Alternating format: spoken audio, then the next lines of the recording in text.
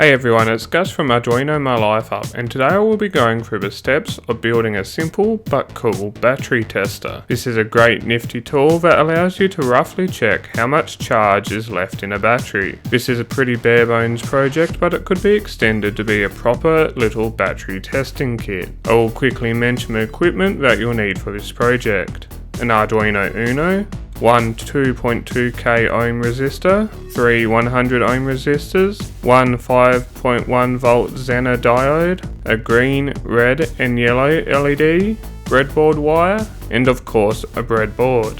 This circuit is pretty easy to put together. If you have been following my tutorials, then you will notice we're using a new component in this one called the Zener Diode. The Zener Diode will allow you to test batteries that have a voltage greater than 8 volts. A Zener Diode works by allowing current to flow in one direction until it hits the breakdown voltage. This is the limit on the diode. Once it hits this limit, it allows voltage to flow in the opposite direction. This can help protect parts that can only handle a certain amount of voltage, in our case the Arduino. The 2.2k ohm resistor reduces the current coming from a battery to something that the Arduino will be able to take in. If your current is too high, then it may damage the Arduino.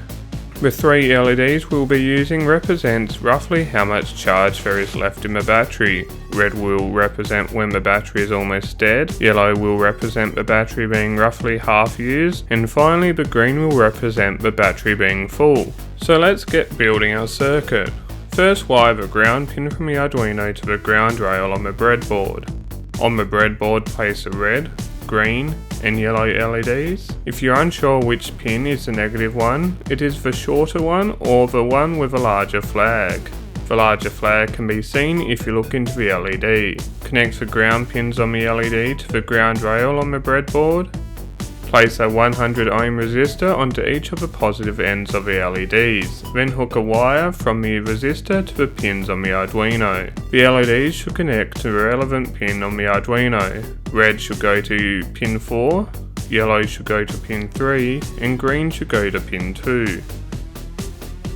Now connect up the analog pin 0, A0, to the breadboard. Add a 2.2k resistor and the Zener Diode, with a line on the Zener Diode facing in the direction of the Arduino. Finally, have a loose wire coming from the other end of the diode, and lastly have a loose wire connected to the ground rail. The code for this project is pretty straightforward, but I will explain each section so you can understand what we're doing if you're not familiar with coding. If you just want the code and no explanations, then you can download it over at arduinomylifeup.com. Firstly, we need to set up all our variables. The LED variables are all assigned to their relevant pin number on the Arduino. The analog value variable is where we'll be storing the value that comes from the battery input. The voltage variable is where we will store the calculated voltage value from the analog value variable. Finally, LED delay is how long we want our LEDs to remain on before switching them off. This is in milliseconds. The setup function is called once and is the perfect place to set up all our pins. In this particular program, we need to set up all our LED pins to be outputs. Inside the loop function, we will need to do a couple of things. Firstly, we read the analog pin. The value from this pin will be between 0 and 1023. We will need to do a calculation to convert this to a voltage, so we simply multiply the analog value by 0.0048 to do this. This last part, we compare our calculated voltage to our defined voltage values for what's good, okay, and a bad battery. Once you are done either writing the code up or downloading it, and you have done the circuit, simply deploy it to the Arduino.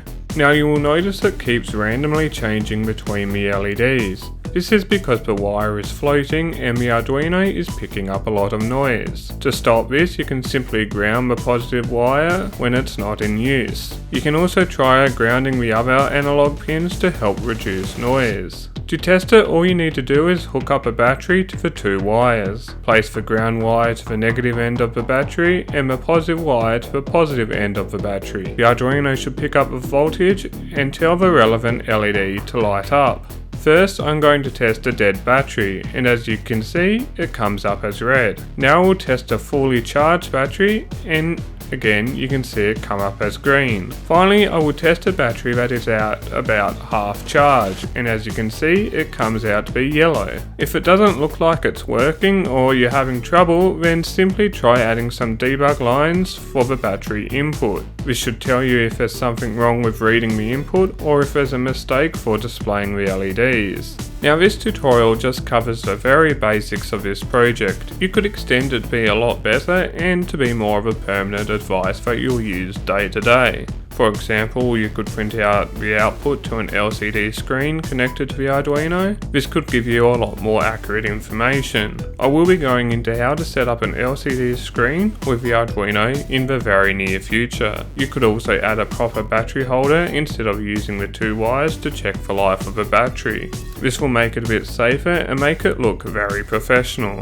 I hope you have been able to build this basic but cool Arduino battery tester. If you come across any issues, have feedback or anything else, then feel free to drop a comment below or over at arduinomylifeup.com. Until next time, have a good one.